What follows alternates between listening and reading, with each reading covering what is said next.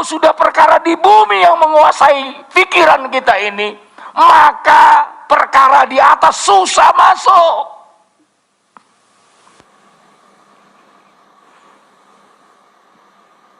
Tapi kalau sudah perkara di atas yang lebih dulu kita berikan kesempatan masuk mempengaruhi pikiran kita, perkara di bumi susah masuk.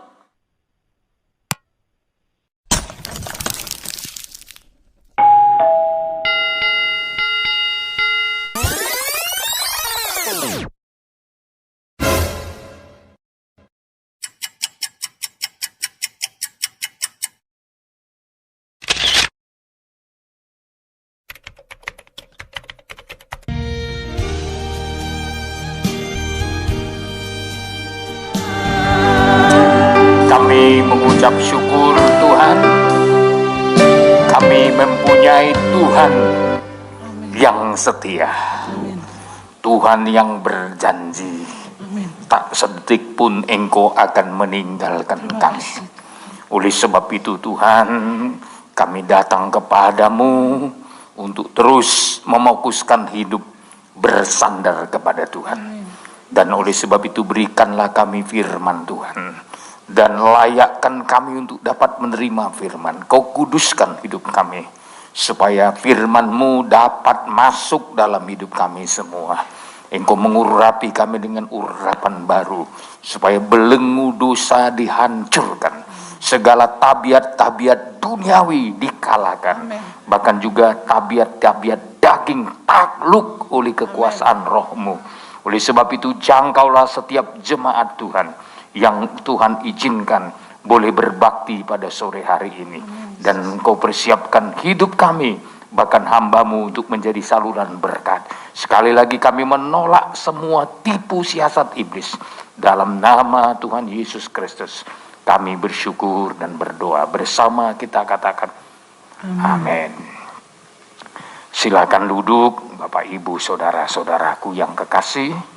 Saya mengucapkan selamat sore, selamat hari Minggu bagi kita sekalian ya. Shalom, shalom. Kita patut bangga, kita punya Tuhan yang berjanji ya. Tuhan kita Tuhan perjanjian saudara ya. Oleh sebab itu Alkitab juga menunjukkan tentang perjanjian Tuhan. Perjanjian Tuhan dalam perjanjian lama, perjanjian Tuhan dalam perjanjian baru. Itu sebabnya Alkitab dibagi dua saudara. Yang pertama berbicara perjanjian lama, yang kedua berbicara perjanjian baru. Perjanjian lama itu menubuatkan tentang keselamatan yang diberikan melalui Yesus Kristus yang akan datang melalui menjadi manusia. Dan perjanjian itu telah sebenarnya dinubuatkan sejak kitab Kejadian. Jadi berbicara Yesus Kristus dalam perjanjian lama itu sejak kitab Kejadian saudara. Di sana sudah diingatkan kepada kita bahwa satu kali nanti untuk meremukkan kepala ular, untuk menghancurkan pekerjaan setan iblis, keturunan perempuan. Artinya anak manusia akan datang ke dunia, itulah Yesus Kristus. Tugas utamanya adalah menghancurkan pekerjaan iblis. Dan itu telah digenapi melalui nubuat firman Tuhan sejak dari kitab Kejadian terus berlanjut sampai kepada Abraham. Ya, terus berlanjut sampai kepada Daud. Terus berlanjut akhirnya dia lahir ke dunia melalui seorang perawan yang bernama Maria. Genaplah perjanjian lama digenapi lewat kelahiran Tuhan Yesus Kristus. Dan perjanjian baru mengingatkan kita tentang yaitu kematian, kebangkitan, kenaikan Yesus bahkan kedatangannya kali yang kedua untuk menjemput kita. Oleh sebab itu saudara, saya mau mengajak saudara, perhatikanlah Tuhan kita. Tuhan adalah Tuhan yang berjanji. Dan segera Tuhan yang berjanji itu akan datang segera. Ya, akan datang segera. Oleh sebab itu saudaraku, sebelum dia datang segera, Tuhan ingin saudara dan saya betul-betul mempersiapkan diri. Ya. Dan salah satu peringatan dari Tuhan untuk saya dan saudara sebelum kedatangan Tuhan kali yang kedua, kita diingatkan untuk waspada. Ya. Waspada. Ya. Salah satu peringatan dalam Injil Lukas pasal yang ke-21 ayat 8 dikatakan. Injil Lukas 21 ayat 8. Ini pernyataan Yesus Kristus untuk memperingatkan kita dalam soal waspada. Silakan ayat 8. 8. Ya. Jawabnya, waspadalah supaya kamu jangan disesatkan. Apa katanya? Supaya kamu jangan disesatkan. Jangan disesatkan terus. Sebab banyak orang akan datang dengan memakai namaku Ya. dan berkata, Ya, terus. akulah dia, dan saatnya sudah dekat, janganlah kamu mengikuti mereka. Ya, terus ayat 9. Dan apabila kamu mendengar tentang peperangan dan pemberontakan, janganlah kamu terkejut. Terus. Sebab semuanya itu harus terjadi dahulu, tetapi itu tidak berarti kesudahannya akan datang segera. Ayat 10. Ia berkata kepada mereka, bangsa akan bangkit melawan bangsa dan kerajaan melawan kerajaan. Terus. Dan akan terjadi gempa bumi yang dahsyat, dan di berbagai tempat akan ada penyakit sampar dan kelaparan, dan akan terjadi juga hal-hal yang mengejutkan dan tanda-tanda yang dahsyat dari langit. Iya. Jadi Tuhan mengingatkan kita menjelang kedatangan Tuhan kali yang kedua, waspada. Kenapa sampai dikatakan waspada? Karena saudara, menjelang kedatangan Tuhan kali yang kedua, terlalu banyak yang namanya penyesatan. Supaya kamu jangan disesatkan. Jadi supaya kita jangan disesatkan, kita perlu memperhatikan firman Tuhan dengan benar. Dan Tuhan mengingatkan kita melalui skedul-skedul yang Tuhan lakukan yang akan terjadi di muka bumi ini. Kita diingatkan. Yang pertama kita diingatkan dengan melihat adanya peperangan pemberontakan. Ini awal untuk kita memasuki zaman yang baru. Maka di sini dikatakan, jangan kamu terkejut, janganlah kamu terkejut. Sebab semuanya harus terjadi dahulu. Tetapi itu tidak berarti kesudahannya akan datang segera. Jadi kalau masih perang yang terjadi, belum kesudahannya. Tapi ini salah satu untuk memperingatkan gereja Tuhan. Selanjutnya saudaraku, akan terjadi gempa bumi yang dahsyat. Selanjutnya ada penyakit sampar. Yang hari ini kita tahu pandemi COVID-19 adalah juga berbicara penyakit sampar, penyakit menular. Ya. Yang sekarang yang tertular hampir seluruh negeri di dunia ini telah ditulari dengan penyakit sampar yang bernama COVID-19. Ya. Kok sampai diizinkan Tuhan melanda seluruh dunia? Sebenarnya ini Tuhan ingin mengingatkan kita agar kita waspada. Setelah penyakit sampar, ada lagi yang lebih berbahaya, kelaparan. Oh, ini belum kelaparan, saudara ya. Ya, penyakit sampar saja sudah menggoncangkan seluruh dunia. Ya, menghentikan banyak aktivitas.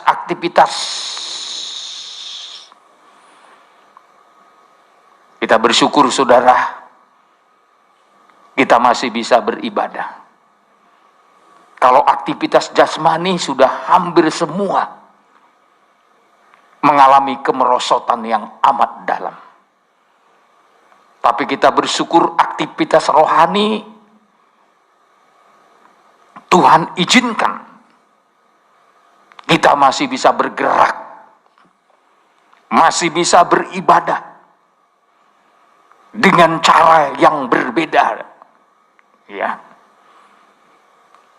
Selama ini kita memang sudah terbiasa dengan beribadah secara onsite atau langsung seperti ini. Tapi belakangan ini, saudara, seizin Tuhan, emergensi kita beribadah secara online. Ya. Tapi sebelum terjadi itu, Tuhan sudah izinkan dunia mengalami satu perubahan, ya. Untung kita berada di zaman digital ini, sehingga kita masih ada yang harus beribadah di tempat-tempat lain, harus melalui online atau live streaming dan media-media yang lain.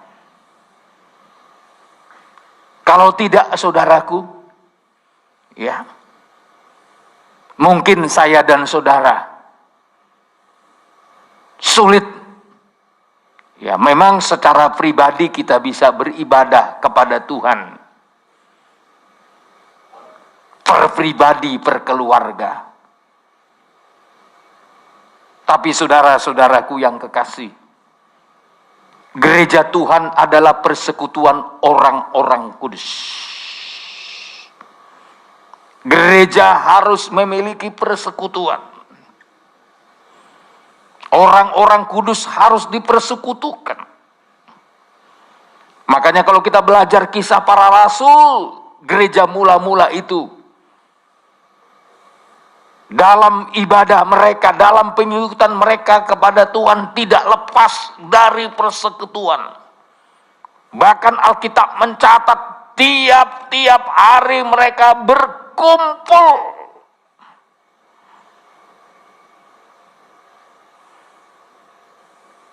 Berkumpul dalam menerima pengajaran rasul-rasul. Berkumpul dalam persekutuan. Berkumpul dalam doa bersama. Sekaligus tambah lagi berkumpul untuk menikmati perjamuan kasih. Dengan kata lain, makan bersama. Di Indonesia, persekutuan dengan makan bersama itu belum populer. Tapi kalau saudara ke Korea Selatan, setiap kali selesai ibadah, gereja itu menyediakan makan bersama. Ya.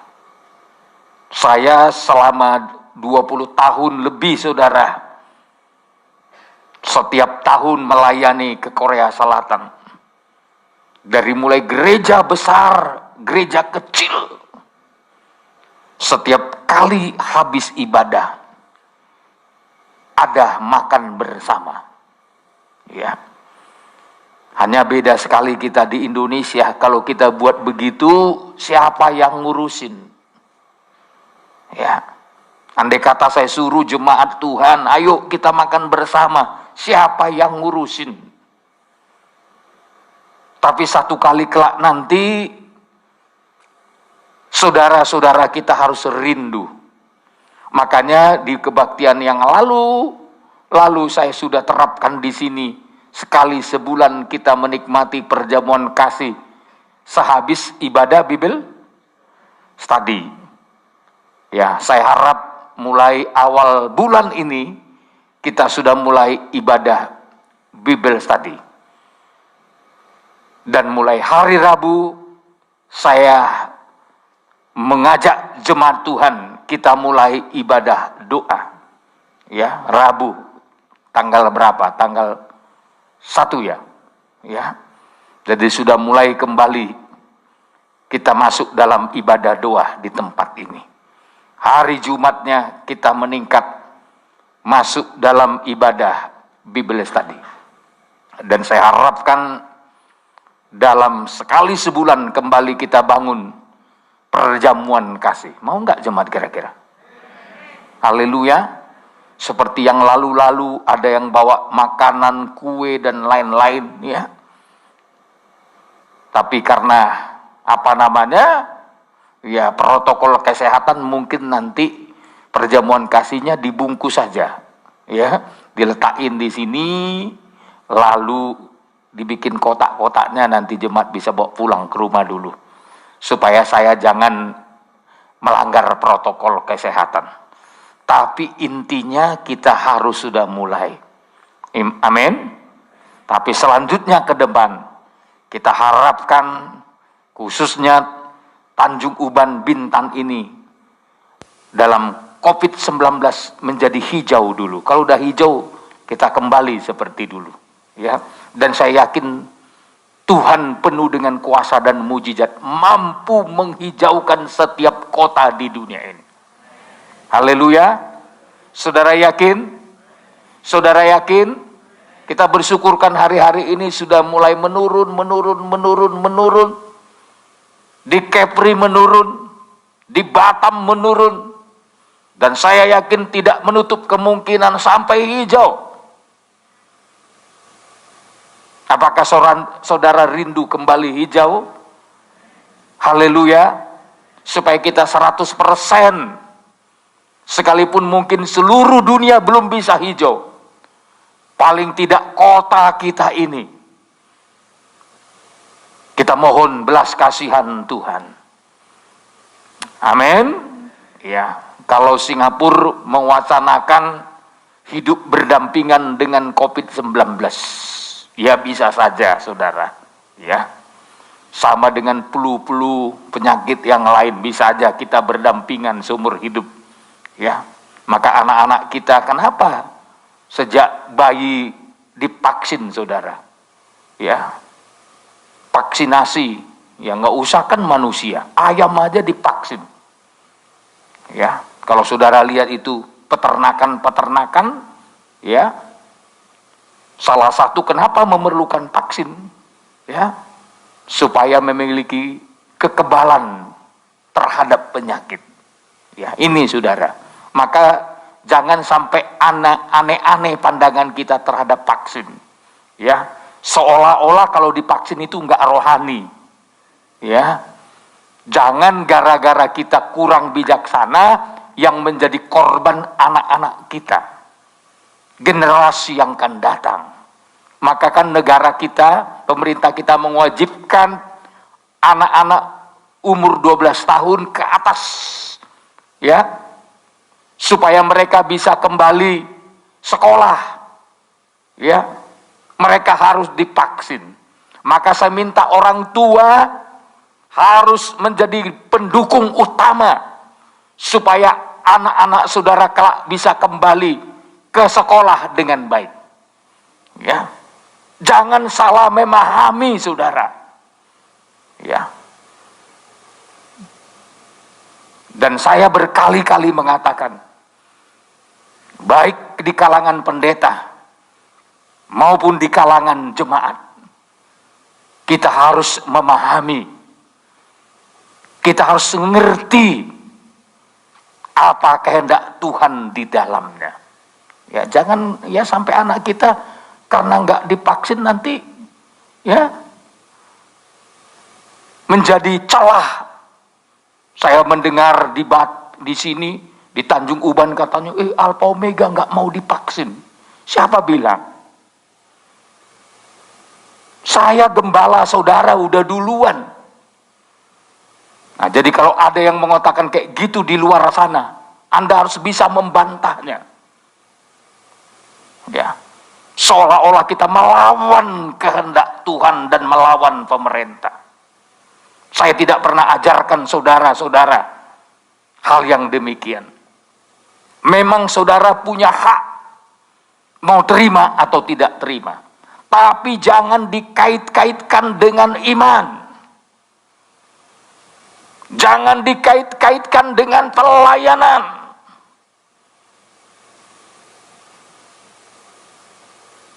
Tidak ada hubungannya, saudara. Semalam kita Zoom conference Kaula Muda secara internasional, saudaraku. Saya menyampaikan firman Tuhan. Dan sebagian besar pesertanya dari Filipina, saudara. Ya.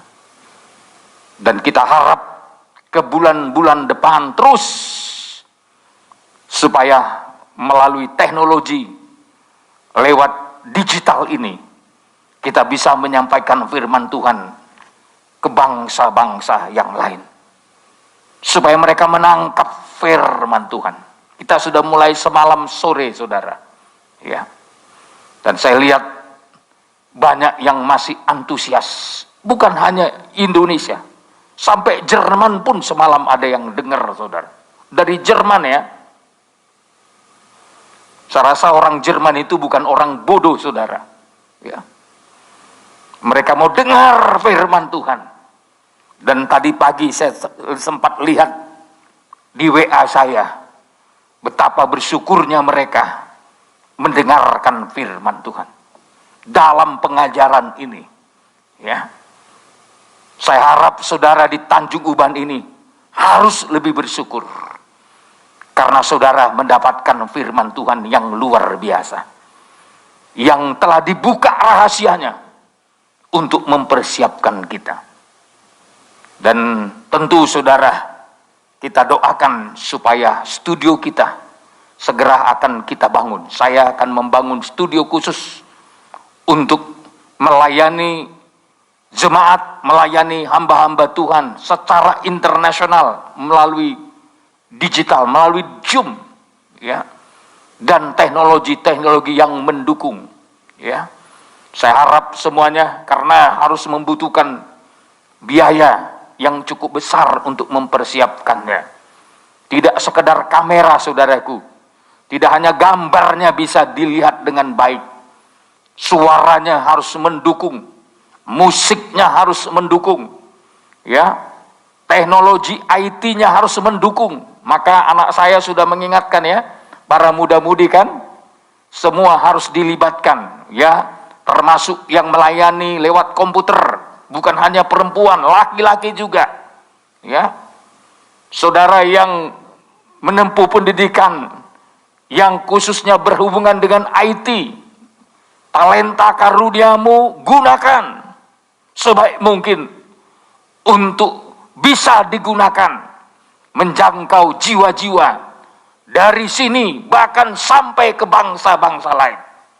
Ya, makanya itu perlunya kita mendukung anak-anak kita sekolah sampai ke perguruan tinggi, sampai ke pendidikan tinggi. Jangan puas hanya tamat SMA selesai. Jangan puas hanya D3 selesai. Lanjutkan terus. Bahkan kalau memungkinkan, tingkatkan terus, di-upgrade terus pengetahuan supaya saudara bisa digunakan melayani Tuhan dengan sebaik-baiknya dalam semua bidang yang berkaitan dengan teknologi, yang berkaitan dengan medis pun. Ya, saya harap kalau bisa dari sini muda-mudi ini sekolahnya bagus-bagus bisa jadi dokter. Tidak sekedar dokter umum, kalau bisa dokter spesialis agar ketika memberikan pendapat-pendapat, solusi-solusi dalam pengurapan dari Roh Kudus akan menjadi berkat. Ya, coba kalau ada beberapa orang medis. Di sini ada Ibu Penina, sekarang di Batam ada satu tambah lagi orang khusus analisis, ya saudara. Jadi saya sekarang enak bisa berdiskusi. Kalau ke Uban bisa di sini, di Batam juga sekarang ada, ya saudara. Ada jemaat kita yang dipindahkan Tuhan dari Pekanbaru, saudara, ke Batam. Khusus pekerjaannya sama dengan Ibu Penina, ya. Kalau bisa, saya harap saudara juga yang muda-muda. Tapi kan kalau udah mau masuk dalam bidang medis, apalagi sampai masuk dalam kedokteran, itu kan IQ-nya, IV-nya itu harus tinggi. Ya, nggak boleh hanya apa namanya pas-pasan, saudara. Ya, tentu dipersiapkan sejak anak-anak. Makanannya, proteinnya. Kalau orang mau pinter, itu bukan mendadak tiba-tiba pintar. Ya, makanya orang tua kalau mau persiapkan anaknya di masa depan sejak dalam kandungan, ya, sejak dalam kandungan, lahir bertumbuh harus sehat. Jangan dikasih makan nasi putih karena asin kepak, makan kos itu. Harus dipersiapkan. Orang tua makanya perlu kerja keras. Jangan tahu hanya melahirkan aja. Habis melahirkan selesai semua. Siapkan keturunan generasi yang berhikmat, yang bijaksana, yang berpengetahuan, yang diurapi oleh Tuhan. Aminkan dulu. Jangan tersinggung ya kalau dikoreksi. Ya. Saya masih ingat karena saya pernah di kampung, saudara. Ya. Pokoknya kasih makan kenyang sebuncit-buncitnya. Mau protein, mau apa, nggak pernah dipikirin, saudaraku. Untung alam mendidik kita jadi bijaksana. Itu mujizat aja. Kalau dari makanan diragukan. Otak ini membutuhkan protein yang cukup. Supaya bisa belajar, bisa menangkap. Jangan udah kurang cara berpikirnya baru dipukuli. Bodoh kali kau, bodoh kali kau. Kalau Tuhan bilang, ya bodoh lah orang nggak kau kasih protein, katanya. Dikasih asupan yang mantap. Saya bukan orang medis, saudaraku. Tapi saya melihat hari-hari ini, termasuk untuk menghadapi COVID-19, tidak saja iman diperlukan, tapi imun. Kekebalan tubuh. Itu dibangun bukan satu hari membangun imun kita bagus. Dari sejak kecil terus terbangun sampai kita dewasa. Tapi orang Kristen seringkali hanya minta mujizat saja. Oh Tuhan, naikkanlah imunku. Tapi membangun imun saudara diperlukan waktu yang cukup panjang. Pola makan yang mantap, pola hidup yang benar, istirahatnya yang benar. Ya, termasuk kan kita lewat COVID-19 ini jadi tahu fungsi olahraga kan. Dulu kalau hari pagi-pagi kita gini-gini, malu kita, saudara. Apalagi dia jam 9 pagi, bah, si guru bakulu deh katanya. Kalau orang Batak atau si besar kepala. Sekarang just jam 9 pagi gini-gini orang. Biar keringat kena matahari pagi, menyerap vitamin D. Kalau dulu coba kita olahraga jam 9. Udah dibilang orang itu, si malas itu katanya. Tapi justru sekarang itu waktu yang paling tepat. Ya. Untuk sehat. Sekali lagi saya mau katakan. Kenapa Tuhan ingatkan waspadalah? Diperhadapkan dengan perang, diperhadapkan dengan gempa bumi, diperhadapkan dengan penyakit sampar, diperhadapkan dengan kelaparan. Dan salah satu diingatkan Tuhan, waspada, supaya jangan tersesat. Kalau disebut waspada supaya jangan tersesat, waspada supaya jangan keliru menanggapi semua yang terjadi ini. Apabila semua yang diingatkan Tuhan ini terjadi, Anda dan saya jangan sampai tersesatkan.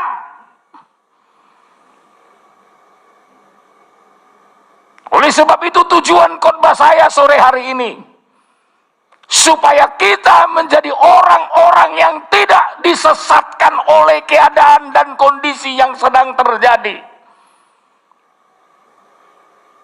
Jadilah menjadi orang yang memusatkan hidupnya kepada Tuhan.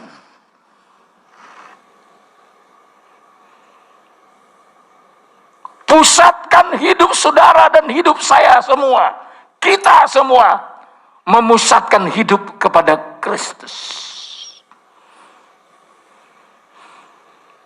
Karena orang yang dalam Kristuslah orang yang bijaksana.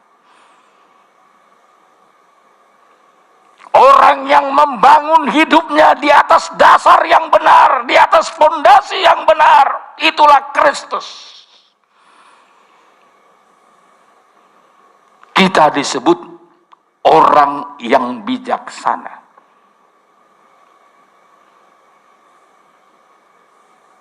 Kita mau jadi bijaksana. Ada 3 poin yang mau saya sampaikan sore hari ini. Supaya kita menjadi orang bijaksana. Yang pertama, harus dimantapkan penyembahan kita. Yang kedua, harus dimantapkan pikiran kita. Yang ketiga, harus dimantapkan perbuatan-perbuatan kita.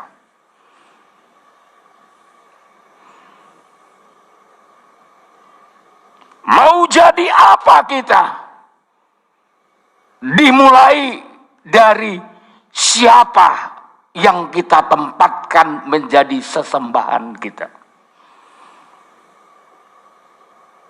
Anda mau seperti Tuhan, memiliki hikmat dan kebijaksanaan, sembah Tuhan. Kalau kitab Mazmur berkata demikian, saudara. Mazmur pasal 115 ayat 8. Ayat 8. Ya. Seperti itulah jadinya orang-orang yang membuatnya dan semua orang yang percaya kepadanya. Iya. Saya berikan di sini mengajak saudara, seperti itulah jadinya orang yang membuatnya. Yang dimaksud seperti orang yang membuatnya di sini berbicara tentang membuat berhala. Kalau kita menyembah berhala, kalau kita percaya kepada berhala, kita akan menjadi seperti berhala itu.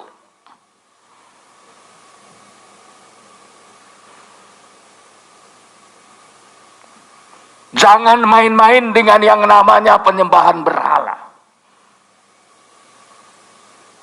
Berhala apapun namanya itu. Coba kita lihat dulu bagaimana bangsa-bangsa. Mazmur 115 ayat 2 dimulai. Ayat 2. Mengapa bangsa-bangsa akan berkata, di mana Allah mereka? Terus, Allah kita di sorga. di mana Allah kita? Di sorga. Di sorga. Terus, Ia melakukan apa yang dikehendakinya. jadi Tuhan itu melakukan apa yang dikehendakinya. Terus kan, Berhala-berhala mereka adalah perak dan emas, adalah perak dan emas. buatan tangan manusia, Terus, mempunyai mulut tetapi tidak dapat berkata-kata, ya ini berhala loh. Terus kan, mempunyai mata tetapi tidak dapat melihat, iya terus, mempunyai telinga tetapi tidak dapat mendengar, terus, mempunyai hidung tetapi tidak dapat mencium, Teruskan. mempunyai tangan tetapi tidak dapat meraba-raba, Iya, terus. mempunyai kaki tetapi tidak dapat berjalan, dan tidak dapat memberi suara dengan kerongkongannya. Inilah berhala. Berarti berhala itu tidak bisa berbuat apa-apa.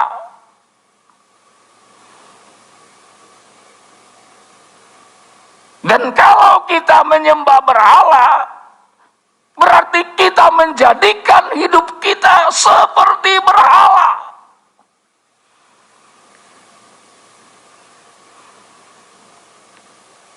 Seperti itulah jadinya orang-orang yang membuatnya.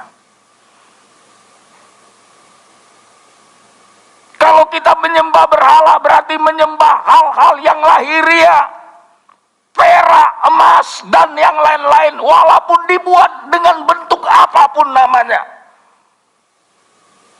Maka kalau kita menyembah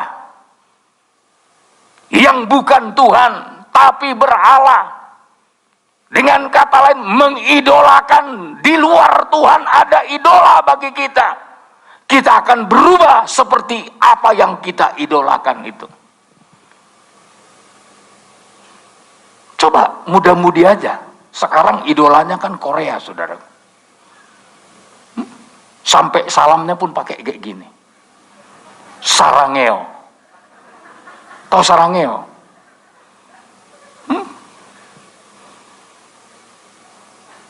Orang yang mengidolakan,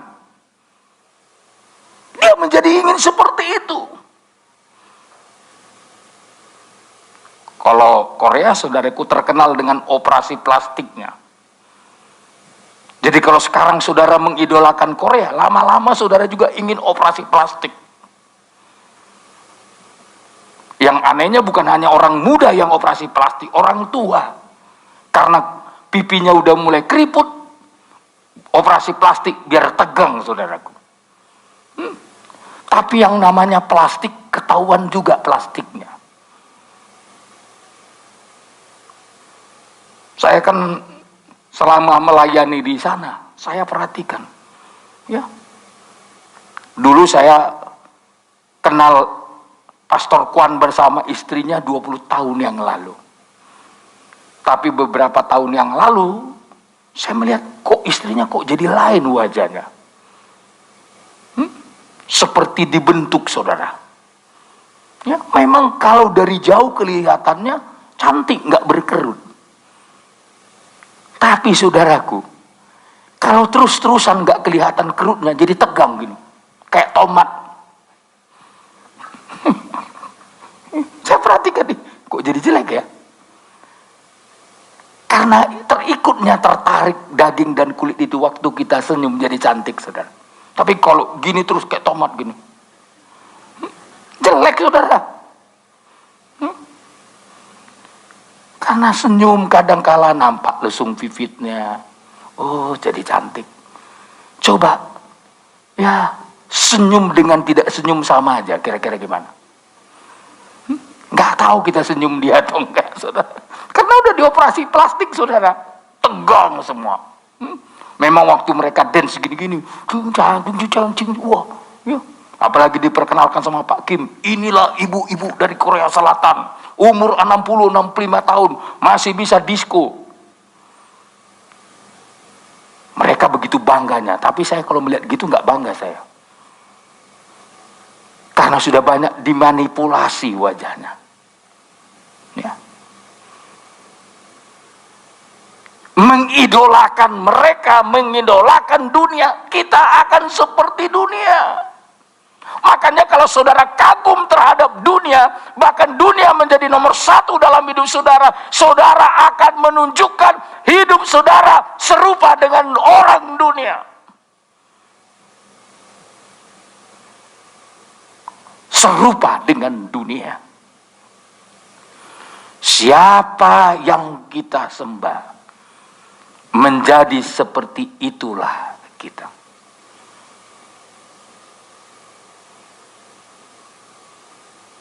Saudara tahu,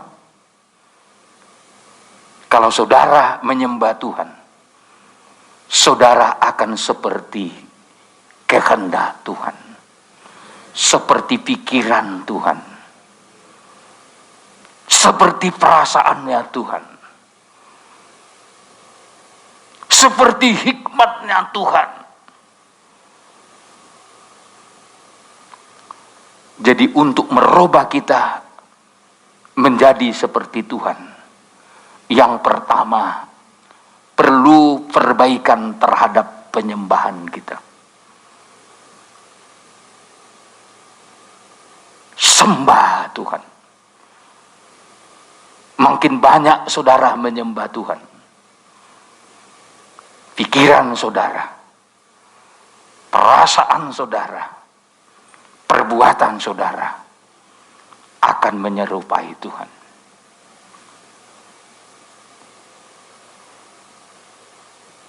Yang kedua, yang membuat kita serupa dengan Dia, pikiran kita. Pikiran kita menentukan mau serupa dengan siapa kita. Kitab Amsal pasal 23 ayat 7. Amsal 23 ayat 7. Ya. Ayat 7. Ya.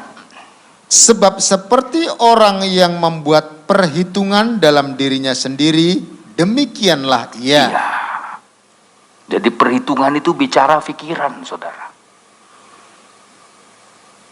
Pikiran kita membuat kita seperti yang kita pikirkan. Pikiran Tuhan menciptakan manusia. Tuhan kita Tuhan yang kreatif, saudara. Jadi apa yang dipikirkan Tuhan, itu yang membuat manusia menjadi serupa dengan gambarnya Tuhan. Makanya saudara, Tuhan berkata begini, marilah kita ciptakan manusia itu menurut gambar kita, menurut rupa kita. Jadi berarti Tuhan itu di sorga, dia berpikir gini, wah aku akan jadikan manusia serupa dengan gambarku. Jadi di benak Tuhan, ya, Tuhan rangkai semuanya lewat pikirannya, biar manusia itu tercipta seturut dengan gambarnya Tuhan. Laki-laki dan perempuan. Setelah Tuhan berhasil menciptakan manusia laki-laki dan perempuan,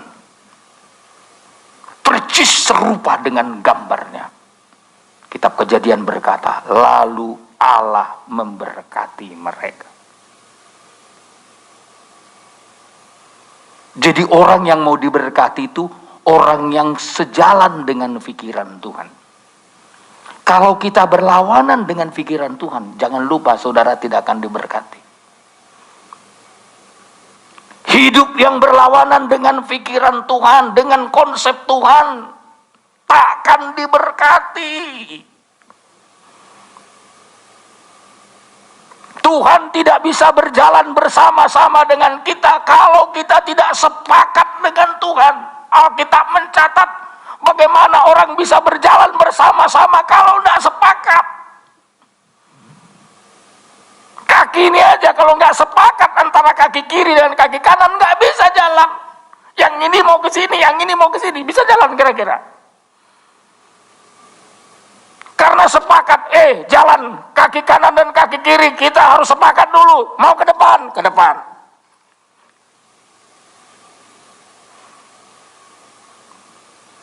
Tuhan juga tidak bisa sejalan dengan kita kalau kita tidak sepakat sepemikiran dengan Tuhan. Makanya banyak orang minta diberkati, Tuhan bilang belum cocok kau diberkati, karena engkau tidak sejalan dengan pikiranku, kata Tuhan.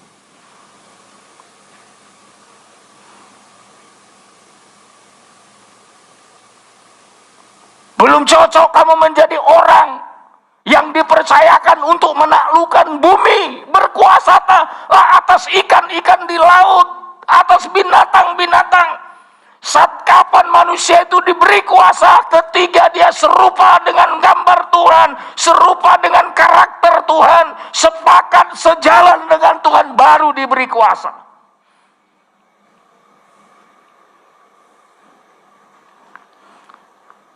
Seringkali kita tidak menyadari. Saya tadi sampaikan tentang bangsa Israel. Karena mereka tidak mengerti jalan pikiran Tuhan, tidak mengerti rencana Tuhan.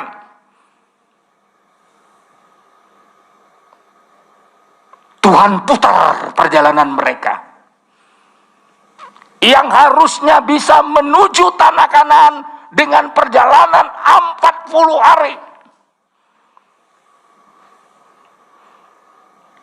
Tapi Tuhan tunda sampai 40 tahun. Kenapa? Karena nggak sejalan dengan Tuhan. Jadi seringkali dalam hidup kita terjadi banyak penundaan-penundaan. Tuhan mau tolong, Tuhan mau beri mujizat, Tuhan mau beri berkat, tapi Tuhan bilang tunda dulu. Karena engkau belum sejalan dengan Tuhan. Belum sejalan dengan pikiran Tuhan.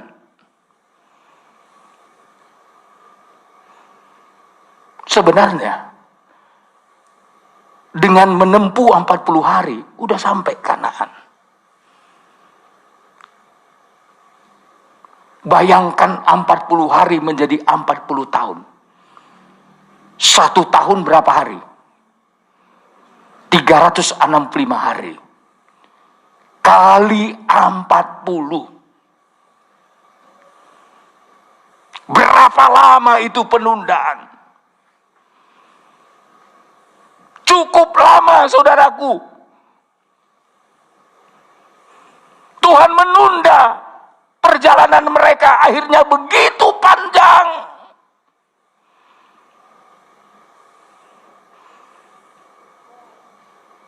Saya mengajak saudara merenungkan ini. Jangan sampai Tuhan menunda perjalanan hidupmu karena tidak mau sejalan dengan Tuhan. Tidak mengerti pikiran Tuhan, tidak mengerti rencana Tuhan, tidak segambar dengan Tuhan.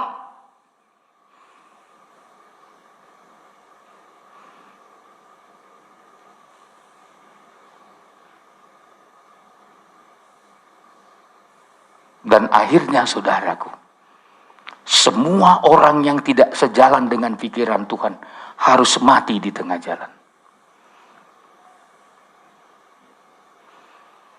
Tidak masuk Kanaan. Hidupnya berakhir di tengah jalan. Tidak mencapai tujuan. Orang yang bertolak belakang dengan pikiran Tuhan tidak mencapai tujuan.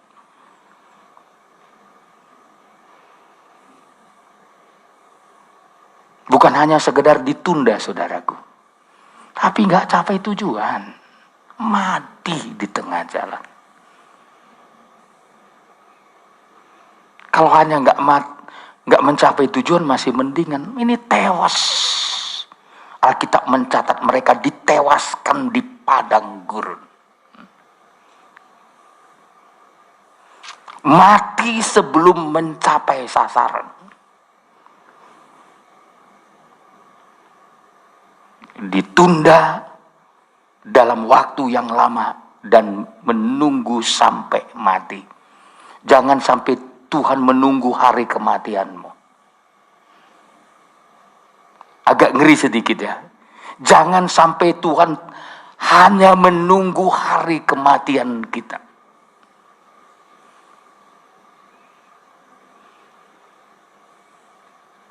Ada banyak hal yang Tuhan mau lakukan untuk kita. Tapi kalau berlawanan dengan pikiran Tuhan, Tuhan bilang, karena kau tidak bisa mencapai tujuan, tinggal nunggu kau akan mati dulu, supaya bisa dilanjutkan generasi yang akan datang.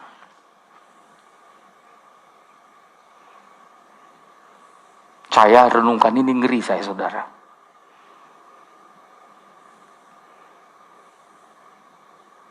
Jangan kita menjadi generasi yang ditolak Tuhan. Generasi yang ditunda-tunda perjalanan kita.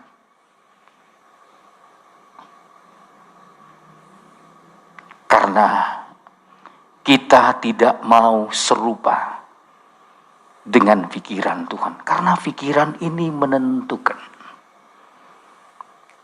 sesat atau suksesnya kita. Menjadi serupa dengan Tuhan atau serupa dengan dunia, serupa dengan iblis. Pertempurannya ada di pikiran. Hawa tersesat karena pikirannya.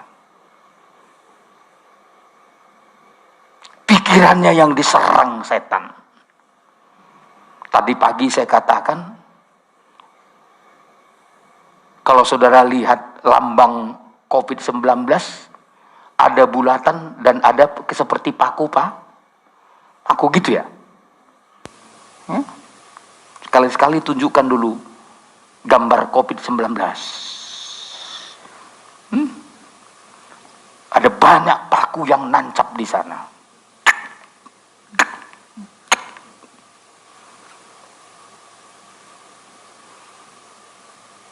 Lewat COVID-19 sebenarnya setan mau menyerang pikiran seluruh manusia. Dan intinya pikiran orang yang selalu terserang itu bagaikan sedang diintimidasi, sedang ditekan. Coba orang sekarang kan dalam berita sikit-sikit yang dibahas semua COVID-19.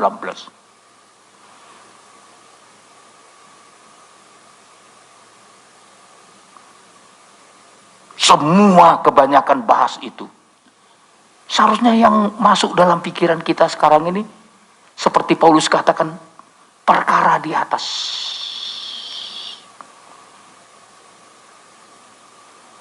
Perkara di atas.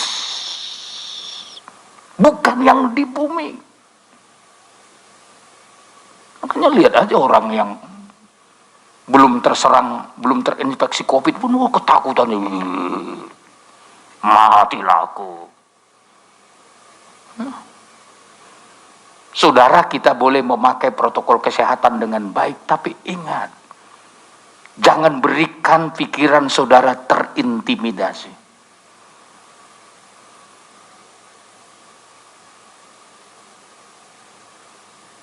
Saudara harus keluar menjadi orang yang lebih dari pemenang. Amin. Haleluya. Anda harus tahu bilur-bilur Yesus telah menyembuhkan engkau. Oleh bilur-bilurnya kamu telah sembuh. Bukan hanya akan sembuh. Firman Tuhan berkata, kamu telah sembuh. Coba belajar bahasa iman telah sembuh. Belajar bahasa iman telah diberkati. Belajar bahasa iman telah Tuhan buka jalan.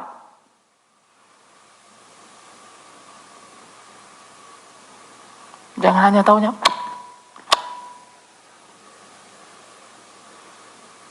Harus nyanyikan itu, kidung mempelai itu.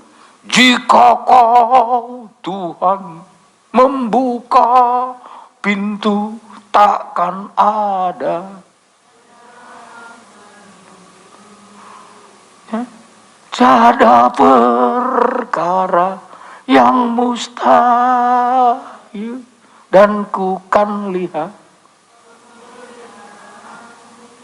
Harusnya gitu yang dinyanyikan. Jika Tuhan membuka pintu.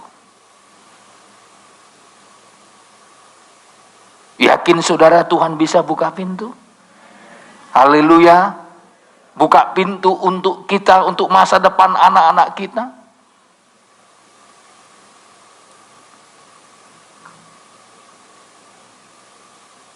Sebab seperti orang yang membuat perhitungan dalam dirinya sendiri, demikianlah ia. Jadi pikiran kita yang merangkai mau jadi apa kita. Pikiran kita yang merangkai, yang menentukan mau jadi apa kita. Kalau kita mau jadi seperti menurut kehendak Tuhan, jadilah seperti kehendakmu, pikirkanlah perkara di atas.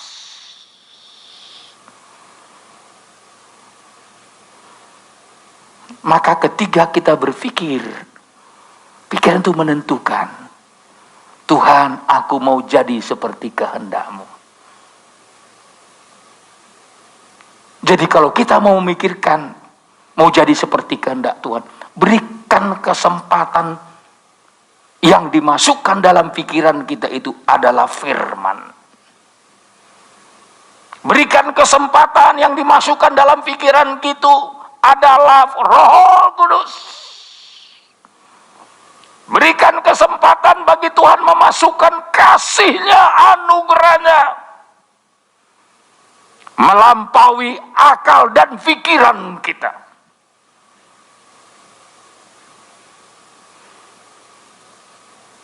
Ini loh. Sesat atau tidaknya, yang dikejar oleh setan adalah pikiran. Pikiran adalah pusat pertempuran antara kehendak Tuhan dengan kehendak setan.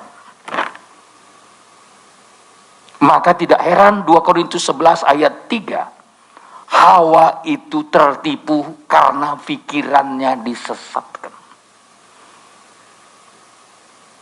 Begitu ya. Amin. Ayat 3. Ya. Tetapi aku takut kalau pikiran kamu disesatkan dari kesetiaan kamu yang sejati kepada Kristus. Terus sama seperti Hawa diperdayakan oleh ular itu dengan kelicikannya. Ya. Jadi ular memperdayakan Hawa melalui pikirannya. Hawa membuka pikirannya untuk mendengar apa yang dikatakan ular. Seharusnya dia harus buka pikirannya mendengar apa yang dikatakan Tuhan. Gemanya firman harus lebih bergema dibandingkan gemanya setan. Seharusnya ehonya firman itulah yang mengaung-ngaung diperdengarkan dalam pikirannya Hawa. Aturnya gini, jangan kau makan buah pengetahuan yang baik dan jahat. Itu dengar, ini enggak. Setan yang dia dengarkan. Kalau kau makan buah pengetahuan yang baik dan jahat, engkau seperti Tuhan. Gemanya iblis yang didengar.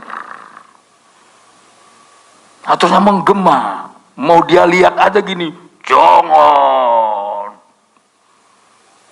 Mau didekati aja, jangan. Ini enggak loh.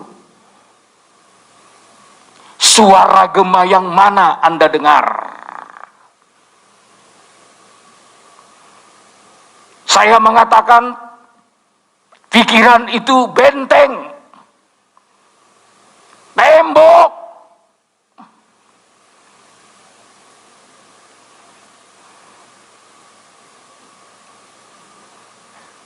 Makanya kalau pikiran kita tidak mau disesatkan,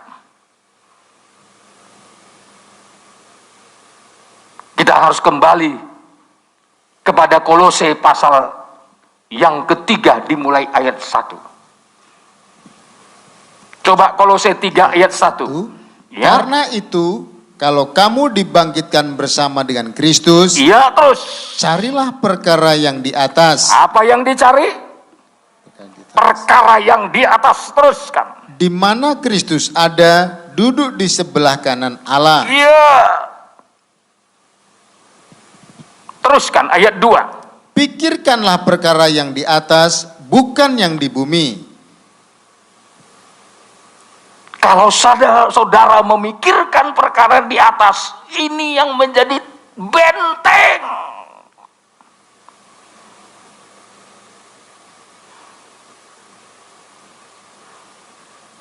Kalau saudara memikirkan kepada bumi juga, ini menjadi benteng, benteng untuk menolak firman.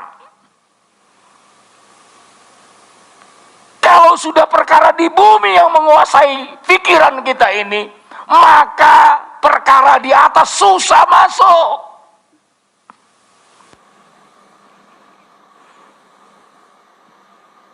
Tapi kalau sudah perkara di atas yang lebih dulu kita berikan kesempatan masuk mempengaruhi pikiran kita, perkara di bumi susah masuk. Mau masuk dia bilang, perkara di atas berkata, bukan engkau yang kucari. Perkara di atas berkata, perkara bumi, engkau tidak ada apa-apanya. Sama seperti ketika Paulus setelah memikirkan perkara di atas, apa kata Paulus? Semua ku anggap sampah.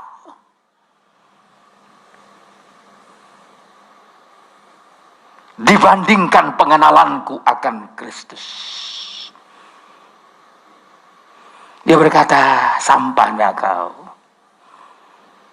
Nampaknya kau hebat, tapi kau tidak bisa menandingi perkara di atas. Karena udah perkara di atas di sini. Kalau saudara sudah di sini mau perkara di atas, takkan tergoda, takkan terpengaruh saudara dengan perkara di bumi. Ibadahmu tidak akan terpengaruh, pelayananmu tidak akan terpengaruh, pengikutanmu kepada Tuhan tidak akan terpengaruh. Kalau sempat masih kita bilang, nggak ada waktu untuk beribadah.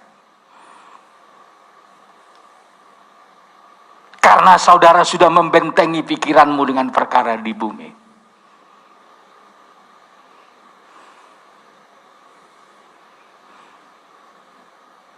Coba kita sudah membentengi pikiran kita dengan hal-hal yang negatif.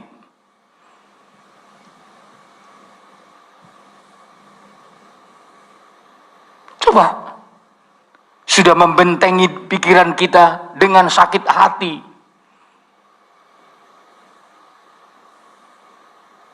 Kita bentengi, pasti pikiran kita berkata, aku tidak akan mengampunimu lagi. Coba saudara membentengi pikiranmu dengan perkara di atas.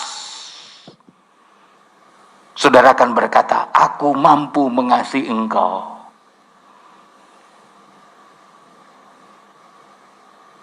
Karena aku harus seperti Yesus.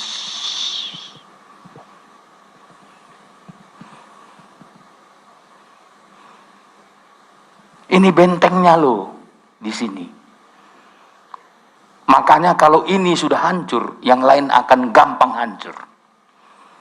Goliat terbungkus dengan pakaian perang yang kuat, kokoh. Tapi di sininya terbuka. Itu yang diserang oleh Daud. Dan sehebat, sebesar, seperkasanya Goliat tumbang. Karena bentengnya sudah roboh. Kalau pikiran saudara sudah memiliki pikiran Kristus, perkara di atas, itu yang membentengi saudara. Mau apapun setan bilang, gak mempan.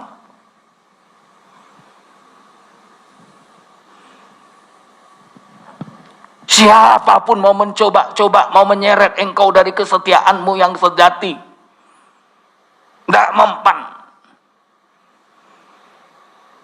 Hawa telah disebut memiliki kesetiaan yang sejati, tapi bisa rontok karena pikirannya terbuka untuk iblis.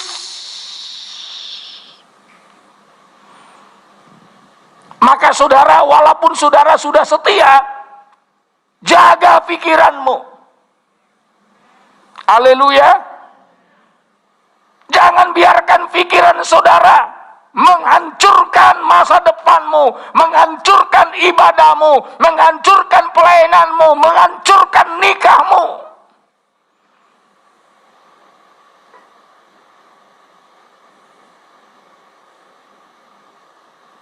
Pikirkanlah perkara di atas, bukan yang di bumi.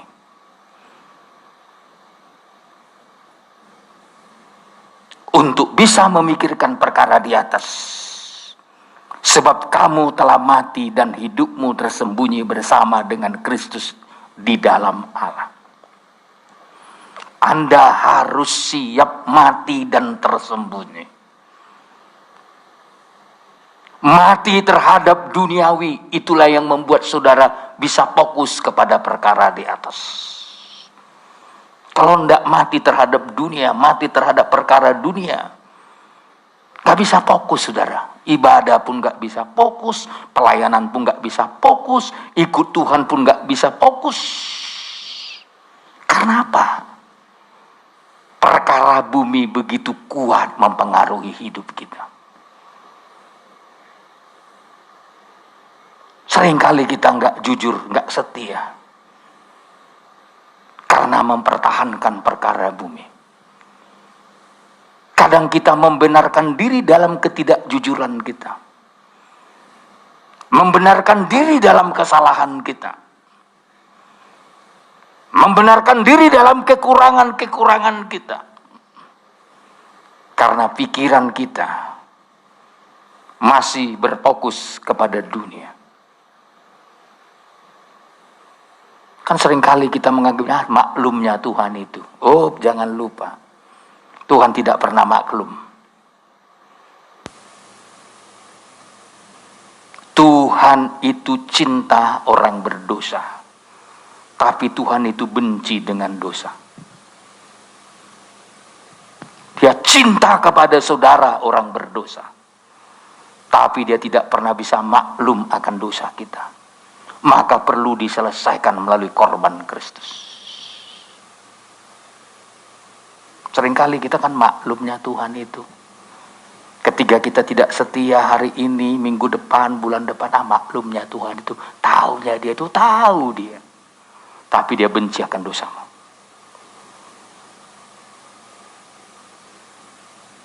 Jangan bersembunyi, jangan membela diri. Seolah-olah Tuhan memaklumi saudara.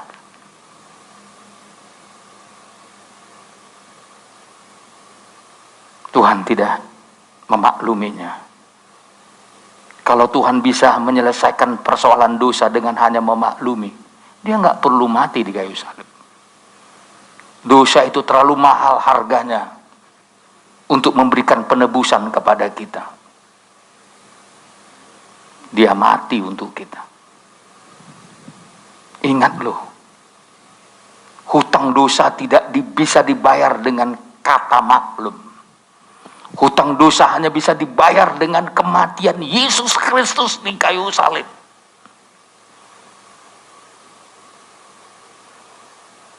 Terlalu mahal harga penebusan yang Tuhan berikan untuk kita. Tuhan tidak menebus kita hanya dengan kata-kata.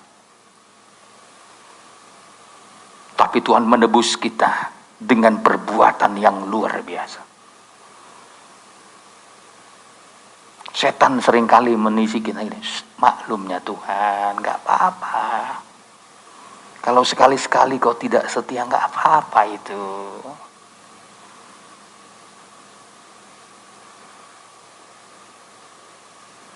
Makanya kan banyak orang gak beribadah, saudara, kan karena seringkali masih mengikuti bisikan setan. Gak apa-apa. Maka nanti kalau hari Rabu dimulai buka ibadah, Jumat mulai ibadah VA, saya harap saudara berebut untuk setia. Haleluya. Nah, ini janji dulu kita. Kadangkala Jumat bilang, mana kebaktian doa kita, mau Bible study. Jangan hanya Pak Gembala datang di sana mahal kemari lu. Kami di sini bukan naik umum, charter speed. Tadi kami charter speed ke sini. Anda sudah boleh membayangkan kalau charter speed datang dan pulang, itu berapa biayanya? Jadi kalau saya hanya sekedar mencari persembahan, saya tidak datang ke sini, saudara. Tapi saya ingin saudara dan saya sama-sama kita dijadikan Tuhan serupa dengan Dia. Haleluya. Mungkin kalau yang lain mencari keuntungan lewat pelayanan, terserah mereka. Tapi bagi kita GBI Alpha Omega, mari kita melayani bersama untuk kepentingan keselamatan yang Tuhan sediakan bagi kita semua. Haleluya. Makanya saya mau mengajak seluruh jemaat sama-sama kita mengabdikan diri kepada Tuhan. Kami sudah datang dari Batam, saudara harus mengejar ibadahmu. Saudara harus datang menghargai kemurahan Tuhan lebih.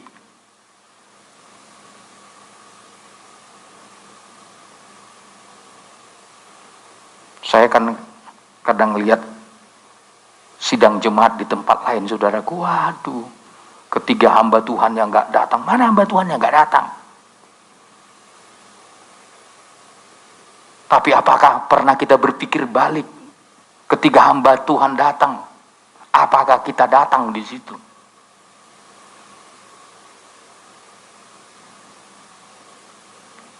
Ketika kita telah dilayani, apakah kita juga melayani?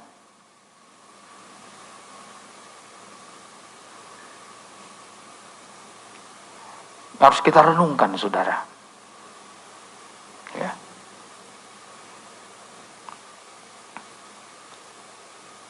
Sekali lagi saya mau katakan,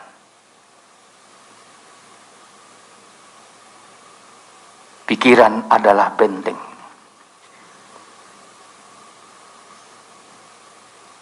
Maka pikiran yang salah harus dirobohkan. Harus dihancuri kalau pikiran itu salah. 2 Korintus 10 ayat 5. Ada 3 poin di sini yang perlu kita perhatikan. 2 Korintus 10 ayat 5. Ya. Kami mematahkan setiap siasat orang dan merubuhkan setiap kubu yang dibangun oleh keangkuhan manusia. Iya. Kami mematahkan setiap siasat dan merubuhkan setiap kubu yang dibangun oleh keangkuhan manusia. Keangkuhan manusia itu menjadi benteng. Benteng membuat pikiran kita tidak memikirkan perkara di atas. Apa benteng pertamanya? Kesombongan. Sebenarnya orang sombong itu sudah membentengi pikirannya. Supaya jangan disentuh oleh firman, supaya jangan diubah oleh firman Tuhan. Udah membentengi. Makanya kalau orang sombong sudah membentengi pikirannya dengan alasan, oh nggak mau lagi dengar pengajaran. Itu kan udah dibentengi pikirannya. Dengan kesombongan. Belum dengar aja udah antipati. Saya banyak tahu saudaraku, belum dengar, belum kenal. Dulu kita kan waktu baru-baru masuk GB Alpha Omega di sini, belum dengar, belum kenal kita. Udah antinya bukan main. Langsung bersaksi. Semua gereja di sini boleh kalian masuki, asal jangan Alpha Omega. Kalau saudara bisa hadir di sini, karena Tuhan yang tarik saudara, bukan saya. Amin. Sudah lebih banyak orang yang menghalangi saudara untuk hadir di sini, dibanding orang yang mendukung saudara untuk datang di sini. Begitu juga di Batam dulu saudara. Tapi saya bersyukur sama Tuhan. Semua benteng itu dirobohkan sama Tuhan. Kalau hari-hari ini banyak telinga mendengar, Itu karena kemurahan Tuhan. Bukan karena kebaikan kita. Bukan karena kehebatan kita.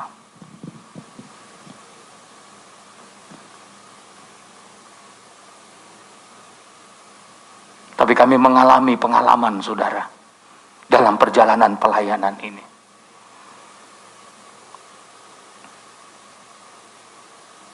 Maka saya bersyukur, saudara, kita bisa lewati semua masa-masa yang sulit, masa-masa pergumulan. Maka mari jemaat Tuhan kita sepakat, satu hati kita memiliki pikiran Kristus, memikirkan perkara di atas. Haleluya. Jangan mau diobok-obok oleh setan.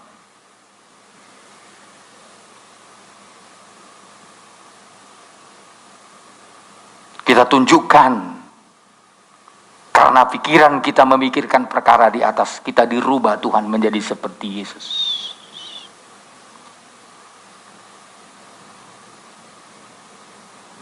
Coba semua kita seperti Yesus. Benteng yang membentengi kita untuk menerima yang baik sudah dirobohkan. Maka di sini kami mematahkan setiap siasat orang yang merubuhkan setiap kubu yang dibangun oleh keangkuhan manusia. Jadi keangkuhan manusia itu benteng, sehingga menolak firman. Gak mau dengar, saudara. Makanya sebenarnya saya sangat rindu kembali di tempat ini. Ada ibadah-ibadah KKR, saudara. Tapi kita masih menunggu waktunya Tuhan. Dulu Natal kan kita bisa datangkan banyak orang, saudara. Sehingga mereka mendapat kesempatan mendengar firman di tempat ini. Dulu saya masih ingat kita masuk ke lobam, saya bawa artis, bawa Rita Butar-Butar, bawa Jack Marpaung, ya, dan lain-lain, saudara. Ya. Kita bawa peralatan dulu. Dulu setiap bulan saya bawa peralatan dari Batam menjangkau lobam itu. Ya. Ke Lagoi juga begitu. Bawa peralatan ke sana untuk menjangkau umat Tuhan yang ada di Lagoi. Itu belum seperti sekarang. Masih ingat dulu Hotel Sedona, saya berkali-kali ke situ. Bahkan sekali sebulan kita melayani pelayanan Pak Dr. Horas. Itu ya dulu ibu-ibu di sini kan. Ya, bapak-bapak, kita rame-rame dulu sekali sebulan ke sana. Supaya mereka juga turut diberkati Tuhan lewat firman Tuhan. Ya. Ya kalau orang yang tahu sejarahnya sih, ya pasti tidak lupa, saudara. Ya, bagaimana caranya Tuhan menjangkau. Ya, saya masih ingat membaptis orang di sana itu di kolam renangnya di Lagoi itu. Habis baptis mereka, malamnya kita ibadah. Itu bukan dilakukan satu kali, dua kali, berkali-kali. Sebab konsep kita dalam pelayanan ini adalah pembangunan tubuh Kristus. Karena gereja Tuhan adalah tubuh Kristus. Kita tidak melayani hanya karena organisasi gereja kita. Tapi dimanapun tubuh Kristus kita layani untuk bertumbuh bersama di dalam Tuhan.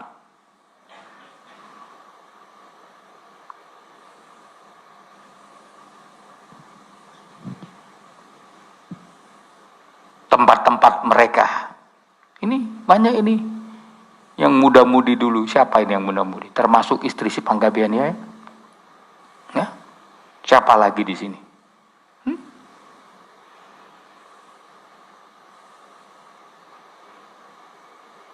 Itu semua terjangkau oleh kemurahan Tuhan. Kasih Tuhan yang luar biasa. Sampai hari ini kita tetap punya beban hal yang sama.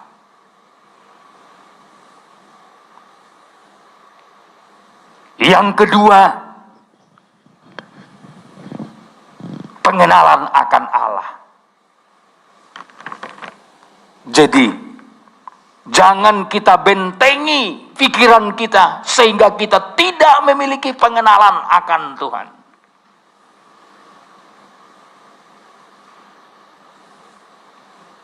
Selanjutnya, saudara, menaklukkan kepada Kristus. Jadi pikiran itu benteng. Maka perlu ditaklukkan, perlu dirobohkan. Kalau itu pikiran dunia perlu roboh. Kalau itu pikiran kesombongan perlu roboh. Kalau itu pikiran yang menolak pengenalan akan Tuhan perlu roboh. Yang perlu terbangun pikiran yang ditaklukkan kepada Tuhan.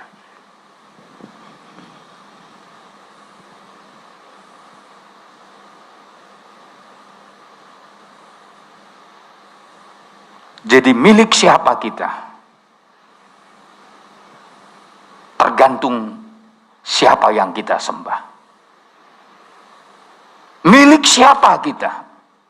Tergantung pikiran kita.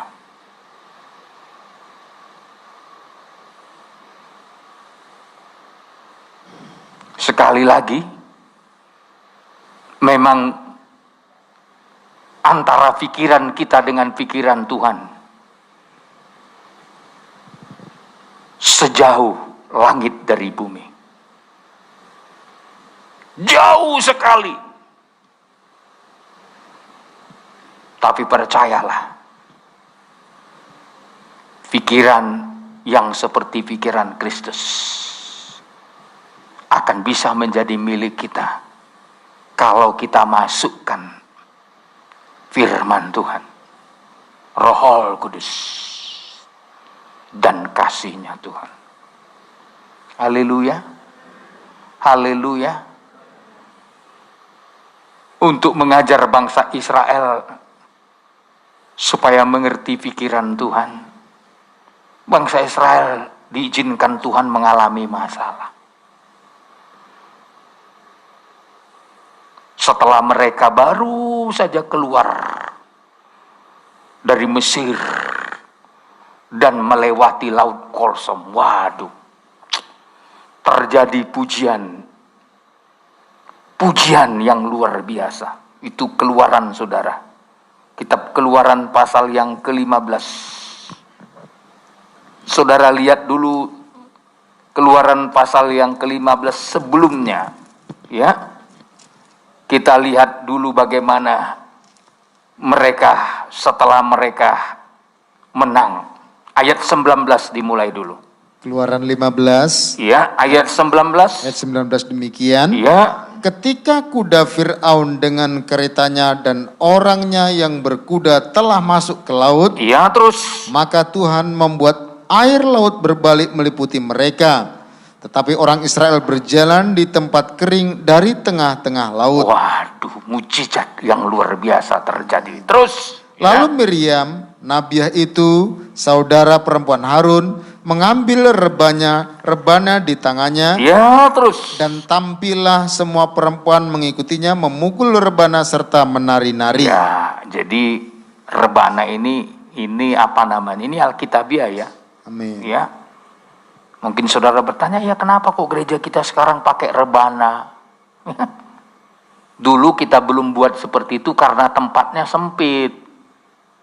Kalau dibikin rebana, dibikin para remaja itu menari-nari begitu, saudaraku, bisa tabrakan.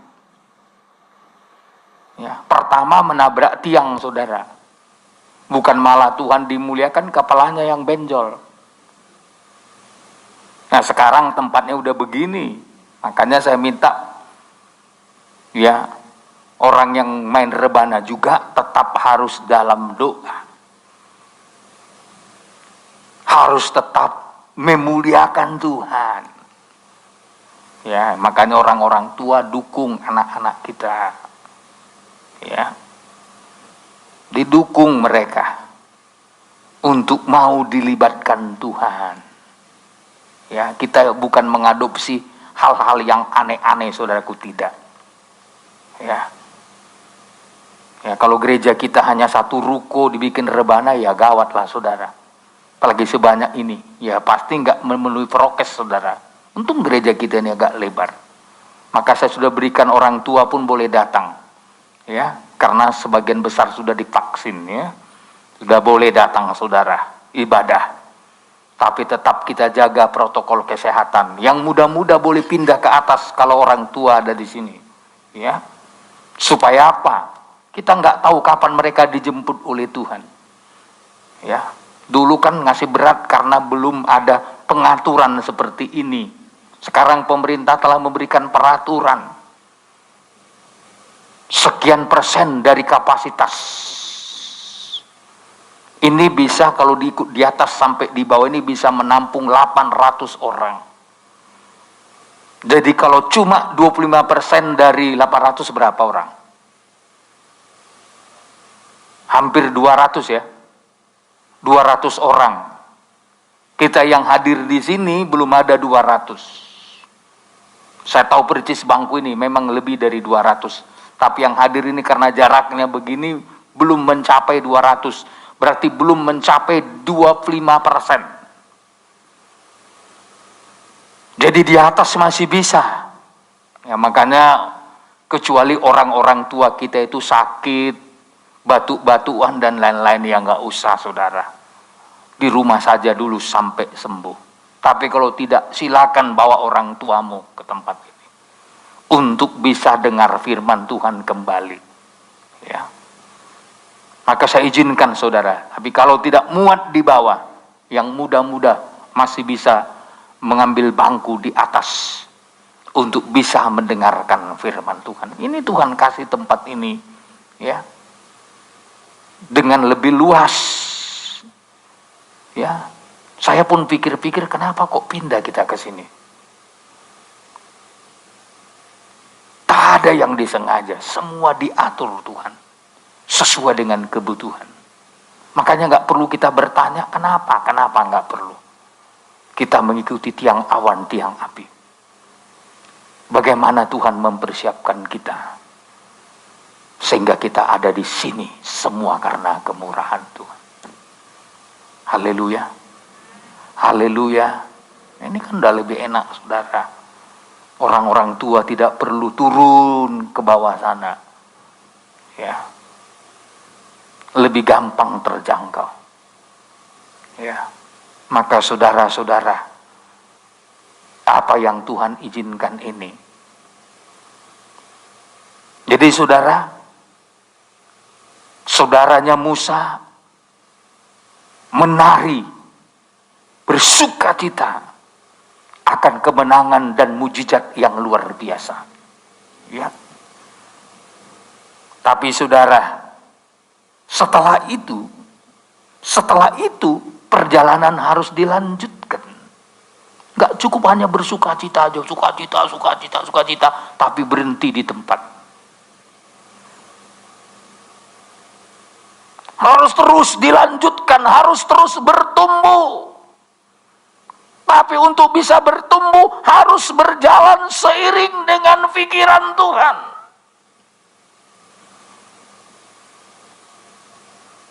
Lalu apa yang terjadi supaya mereka memahami pikiran Tuhan? Ayat 22. Ayat 22. Ya. Musa menyuruh orang Israel berangkat dari Laut Teberau, lalu mereka pergi ke padang gurun Sur. Oh iya. Musa menyuruh mereka berangkat dari Laut Teberau. Setelah menyeberang Laut Teberau, mereka berangkat ke padang gurun Sur. Terus 3 hari lamanya mereka berjalan di padang gurun itu dengan tidak mendapat air. Oh, baru saja sukacita, tiba-tiba terjadi masalah. Apa tujuan Tuhan mengizinkan masalah datang? Sebenarnya Tuhan mau mengajar mereka tentang pikiran Tuhan. Terus, Pak. Sampailah mereka ke Mara, tetapi mereka tidak mendapat minuman air yang di Mara itu. Iya, terus. Karena pahit rasanya, Itulah sebabnya dinamai orang tempat itu Mara. Iya, terus. Lalu bersungut-sungutlah bangsa itu kepada Musa, kata mereka, apakah yang akan kami minum? Musa berseru-seru kepada Tuhan, dan Tuhan menunjukkan kepadanya sepotong kayu.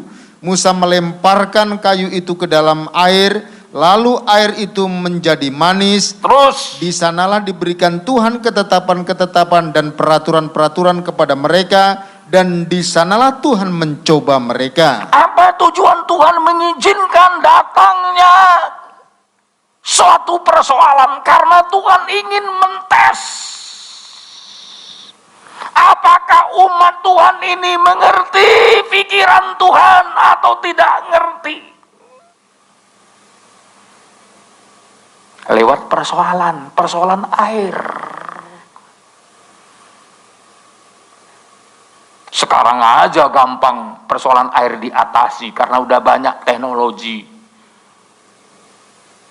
Nggak bisa dapat air di sini, ambil sumur bor ya gitu ya. Sumur bor sekarang kan gini tek, oh sini air kali. Kalau zaman itu belum ada pipa, saudara, belum ada mesin. Kayak mana bikin sumur bor? Yang mau dikasih minum aja lebih kurang 2 juta orang. Dapat air tapi pahit, saudara.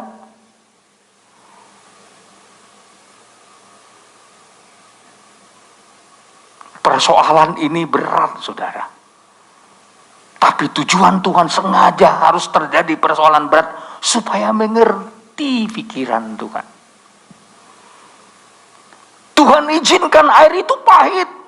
Makanya saudara, kalau ada kepahitan, ada hal-hal yang memahitkan hidupmu, memahitkan hatimu, ingat supaya kita belajar pikiran Tuhan.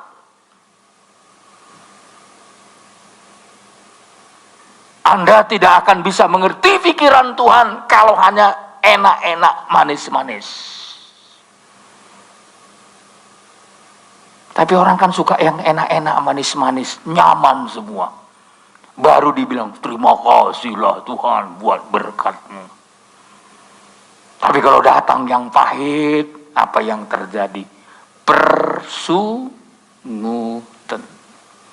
Maka lalu bersungut-sungutlah bangsa itu kepada Musa. Jadi ribuan orang, jutaan orang bersungut-sungut.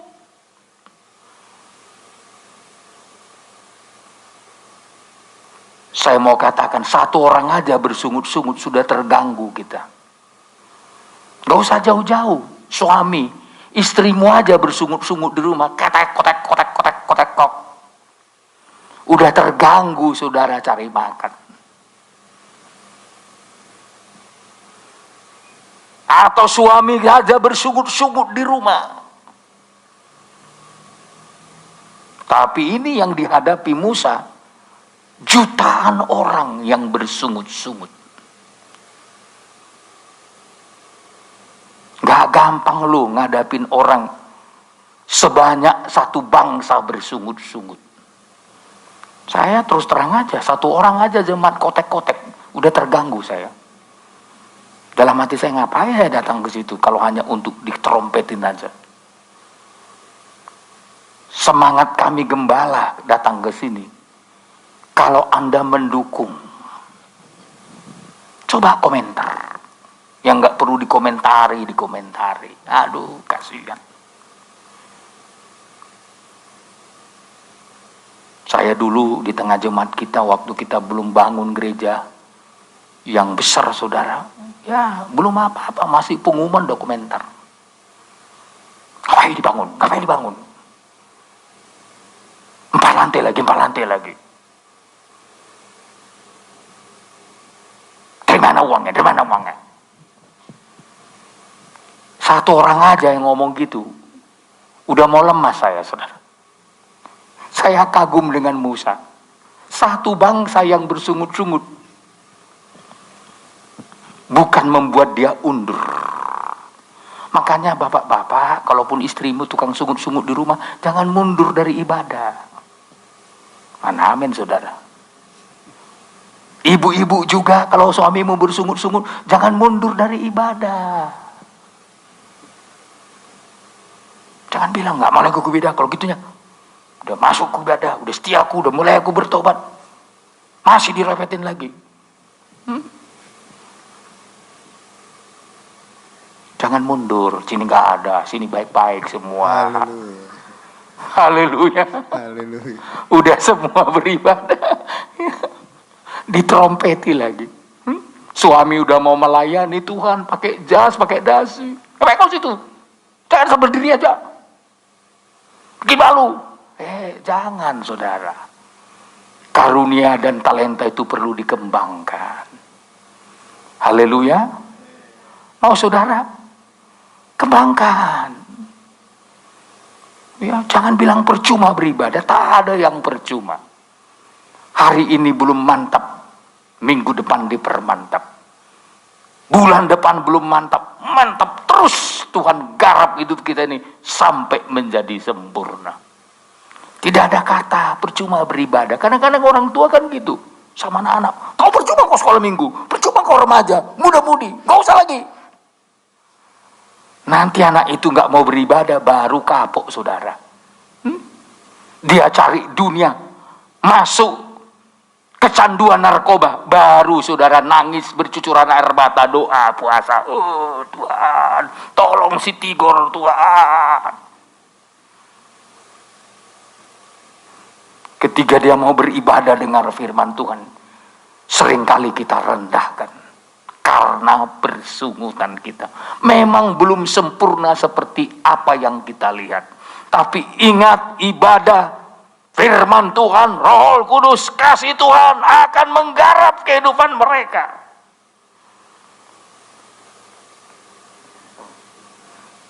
Haleluya.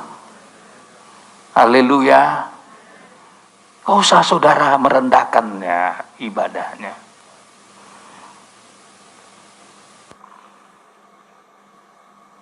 Tapi ketika menghadapi persungutan itu,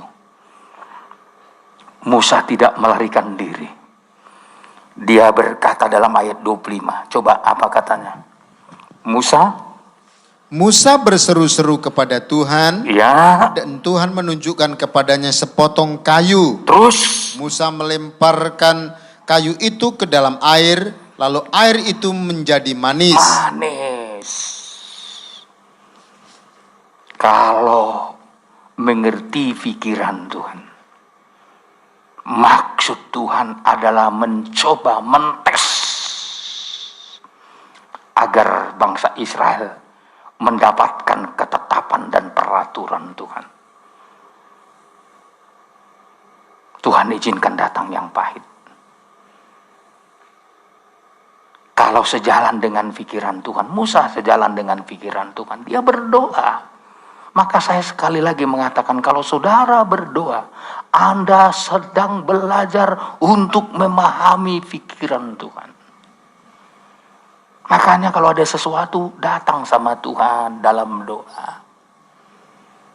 Bertanya sama Tuhan dalam doa, Tuhan, ajar aku ngerti kehendak-Mu. Jangan menghadapi persungutan dengan cara yang lain, tapi atasi persungutan itu dengan datang dalam doa. Ketika kita suami disalahkan istri, atau istri disalahkan suami, atau orang tua disalahkan anak-anak, kita datang kepada Tuhan dalam doa. Jangan balas dengan kemarahan, saudara. Tapi datang berseru kepada Tuhan. Tuhan akan kasih tunjuk. Ini sepotong kayu. Ini berbicara lambang salib Tuhan. Pandang salib Tuhan, pandang pengorbanan Tuhan yang bisa mengubah yang pahit menjadi manis. Kalau sudah sejalan dengan pikiran Tuhan, menaklukkan diri kepada pikiran Tuhan, yang pahit pun bisa berubah menjadi manis. Maka robohkan keangkuhan, robohkan benteng yang menolak pengenalan akan Tuhan. Dan yang ketiga, taklukkan hidup saudara kepada pikiran Kristus. Mau jadi seperti Tuhan, mulai ibadah saudara. Mau jadi seperti pikiran Tuhan, pikirkan perkara di atas. Dan mau jadi seperti Tuhan inginkan, milikilah perbuatan yang benar. Saudara akan seperti kehendak Tuhan lewat penyembahan, lewat pikiran, lewat perbuatan saudara. Maka saudara, yang dikejar setan adalah pikiran, penyembahan, dan perbuatan. Makanya antikris itu mencap di sini, sama di kening dan di tangan. Kening itu bicara pikiran kita yang dia perbudak, perbuatan kita yang dia rusak. Jadi setan melihat, kau milikku katanya, karena dalam dirimu ada tanda. Melalui pikiranmu ada tanda bahwa engkau milik setan. Melalui pikiranmu juga ada tanda bahwa engkau milik Tuhan.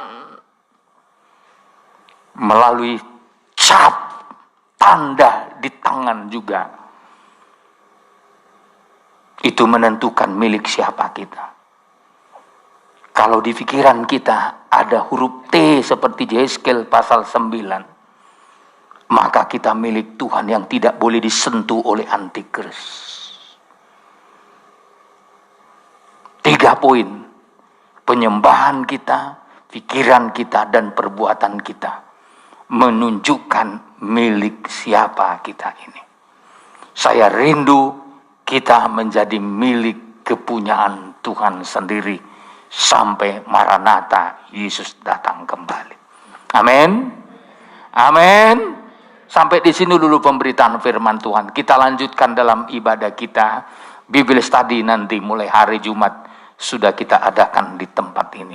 Kita bersyukur kepada Tuhan karena Tuhan itu baik bagi kita. Tuhan itu sempurna jalannya dalam hidup kita semua, pribadi lepas pribadi. Oh, haleluya. Kita bersyukur kepada Tuhan. Terima kasih Tuhan Yesus. Kami bersyukur kepadamu karena kami memiliki Engkau Tuhan. Oh, yang sanggup menolong kami. Oh, yang sanggup memberkati kami, yang sanggup membela kami. Haleluya. Kami bersyukur Engkau ada bersama dengan kami. Kami bersyukur Engkau menggembalakan kami dengan firman-Mu Tuhan. Mari kita bangkit berdiri, siapkan diri kita untuk menyembah Tuhan. Haleluya. Benar Tuhan, ajar kami supaya kami serupa dengan Engkau. Tolong kami semua, ubahlah semuanya dengan caranya Tuhan. Berkati seluruh jemaat-Mu, kuatkan dan tambahkan iman kami. Pulihkan, sembuhkan yang sakit, bela dalam segala situasi. Buka jalan ya Tuhan, agar kami dapat melihat kemuliaan Tuhan dinyatakan dalam pribadi-pribadi, setiap pribadi, setiap keluarga. Nyatalah kasih-Mu di tengah-tengah kami. Sekali lagi aku serahkan seluruh jemaat-Mu ini dalam tangan Tuhan. Berkati dan bela mereka semua. Berkati juga pelayanan ibadah di tempat ini. Kami akan segera buka ibadah-ibadah, doa, ibadah, Bible study. Dan selanjutnya biarlah Tuhan yang menuntun semua demi untuk kebaikan kami semua. Jaga kami dari pandemi COVID-19. Tetap bungkus kami dengan kuasa darah-Mu, supaya hidup kami tidak terintimidasi dengan penyakit dan kematian. Tapi kami percaya oleh bilur-bilur-Mu kami telah sembuh. Amin. Dan oleh pertolongan berkat-Mu Amin. tersedia kemurahan Tuhan Amin. untuk kami. Dan berkati pekerjaan umat-Mu, berkati persembahan mereka, apa saja yang mereka bisa lakukan untuk mendukung pekerjaan Tuhan, balaskan berlipat-lipat kali ganda. Engkau yang menyediakan yang terbaik, karena kami percaya kalau kami menabur dengan mencucurkan air mata, kami akan menuai dengan sorak-sorai. Kalau kami bisa memberi kepada Tuhan, kami berhak untuk diberkati sampai berkelimpahan. Terima kasih Tuhan. Aku serahkan bangsa kami Indonesia, dari mulai Bapak Presiden kami, Wakil Presiden, para menteri, pejabat tinggi di negeri ini, Gubernur kami, Gubernur Kepri bersama wakilnya, bahkan Bupati yang ada di sini, saudara. Tuhan tolong saudara kami itu semua yang melaksanakan tugas, baik PLT yang sudah dilantik, Tuhan tolong turut campur tangan. Bahkan khususnya kami di Kota Batam, tetap diperhatikan Tuhan. Akhirnya Bapa di sorga, kami akan tinggalkan tempat ini. Kami menerima berkat yang besar, kasih karunia dari Tuhan Yesus Kristus, cinta kasih dari Bapa Surgawi, penyertaan dari kuat kuasa Roh Kudus, ada menyertai memberkati saya dan saudara sekarang dan sampai selama-lamanya. Keluarga Allah, satu dalam rohnya, satu pengajaran, satu di dalam ikatan kasih mempelai. Kita keluarga Allah, kita keluarga Allah, kita keluarga